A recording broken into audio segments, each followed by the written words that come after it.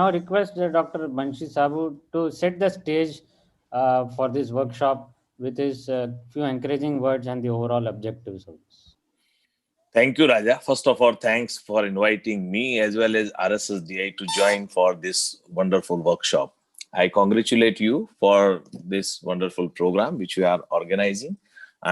Thanks, Dr. Chawla, who is currently president of Vitreoretinal Society, and thanks, Dr. Namrata, who is secretary for All India Ophthalmological Society. As we know that RSSDI is one of the biggest organization of professionals who are practicing diabetes in India. We have more than 8,000 members. But in India, we have more than 40,000 physicians who are practicing medicine along with diabetes. As we know that diabetes is very common disorders now, and almost in adult population, you can see between 15 to 20% of the population are suffering from diabetes. If you see any general medicine OPD or internal medicine OPD, you will find 1/3 of the patients who are sitting in the outdoor patient department, you will find they are having diabetes. So that type of incidence we have across the country. As we know that diabetes is not just hyperglycemia, it's a complication of multiple organs. So over a period of time, if somebody is not keeping very good control, maybe in 5 years to 15 years or 20 years, many of them, they develop complication. Microvascular and macrovascular, two major complication, but are 2/3 of diabetic patients, they may develop simultaneously cardiovascular disease. So the major burden of a diabetes is like CVD. But in recent last few decades, we started understanding the importance of retina and kidney problem also equally important. And many of our patients, they have these problems, and retinopathy is one of the very devastating complication of diabetes, because it is not only a very costly problem, but at the same time, if somebody becomes blind because of diabetes retinopathy, I think the quality of life is very much hampered for those patients.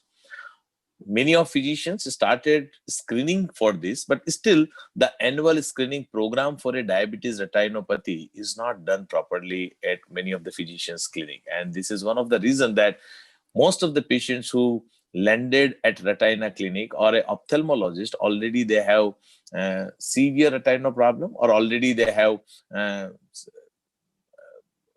quite already complication had already started so much. So then the early screening is the only answer for this prevention of this complication.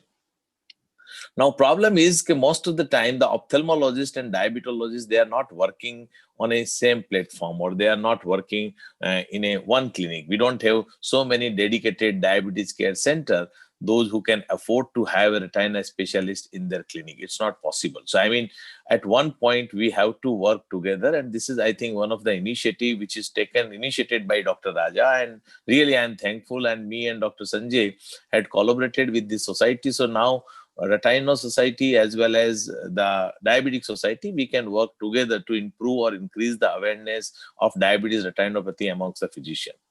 What we are expecting, those all 40,000 or 60,000 physicians, what is the most cost-effective method for them to have a retina screening? That is number one, they are looking for. The second, when they should refer the patient for that. And then what is the most cost-effective treatment for their patient? Because many of these patients are they just can't understand the importance of this retina screening program, because most of the time they tell that, once we tell them that you have to go and get your eye checked up, and they tell them, no doctor, I can see everything, I'm perfectly fine, I don't have any issue. So I mean, to aware them, to make them aware about this problem itself is very difficult. Again, the last time Raja had shown that some radio jingle which we had created, I mean, it was again created by Raja, and then it was supported by RSSD. The primary idea was to increase awareness about this is one of the important complications which our diabetic patients may have.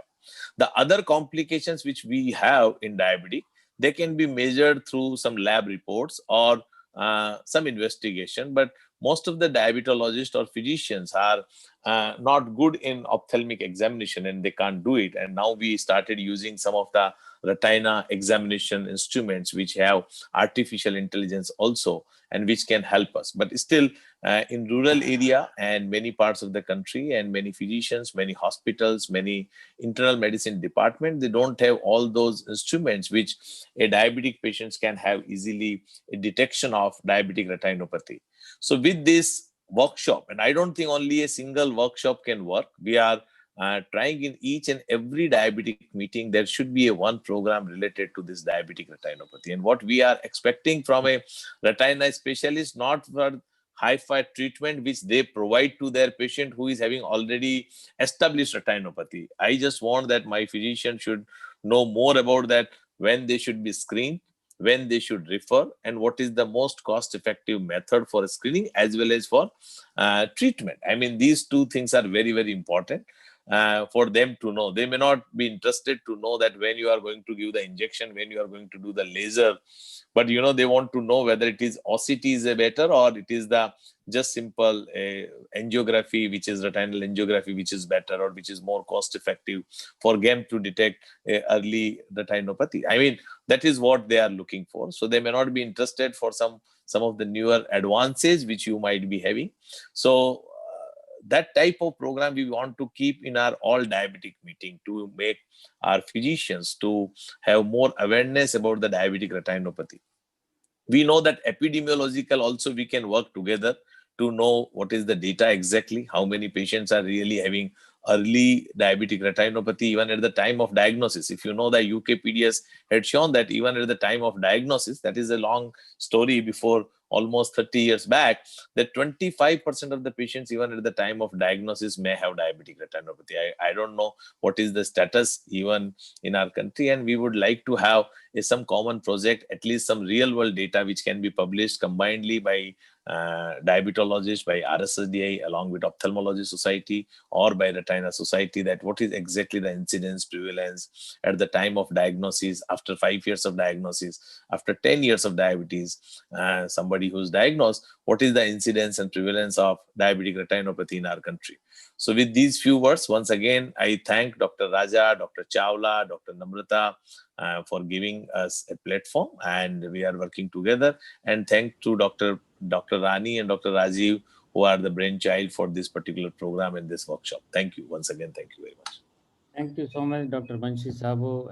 On behalf of VRSI, thank you for setting the stage for this excellent, actually objective setting which you have made. You have put all the important things in your brief talk of about less than 10 minutes. You have exactly told what is the requirement for physicians and what the ophthalmologists should look for when they want to collaborate with physicians. Even the great points you have made about trying to bring out combined data about diabetic retinopathy in India.